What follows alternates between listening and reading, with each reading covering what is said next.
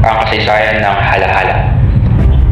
Ang unang pamayanan sa kasalukuyang barangay Punta ay tinawag na Halaan dahil sa napakaraming maliliit na kabibe sa baybayin tuwing tag-init sa Laguna de Bay.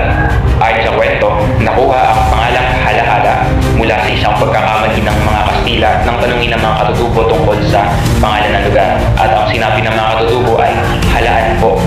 Kaya naman ay ilang inisip ng mga Kastila na pangalan ng lugar, at kalaunan ay nabago ito sa pangalang Hala-Hala. Pag sa pangalaman, nagsasabing ang pangalan ay nagmula sa isang uri ng baboy damo na tinawag na Berkjala. At nang marinig ng mga Kastila ang sigaw o chant ng mga mangangason na Hala-Hala, itinuring nila yon na pangalan ng sitio.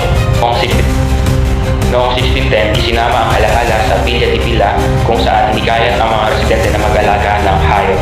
Noong 1676, humiwalay ito sa Villa de Pila at itinatag ang unang simbahan na nagawa sa kawayan noong 1678. Napalitan ng simbahang bato noong 1773.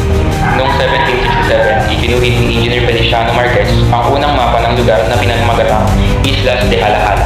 Naging ganap na bahay ng Hala-Hala noong 1786, ngunit ibinalik bilang baryo ng Pililla noong 1876. At ipinagpatuloy pa rin ang pag-unlad nito. Muling naging munisipalidad ang Hala-Hala noong March 27, 1907, at si Simeon Perez ang nahalal bilang pinuno ng bayan sa panahon ng ikalawang digmaang pandaigdig.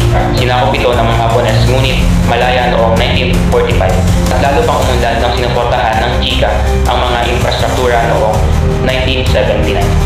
Sa kasalukuyan, nahahati ang Hala-Hala sa 11 barangay, at ito yung Bagumbong, Bayugo, 2nd District, 3rd District, Lubo, Pagkalinawan, Palaypalay, Punta, Sipsipin, at Special District at Aalaman.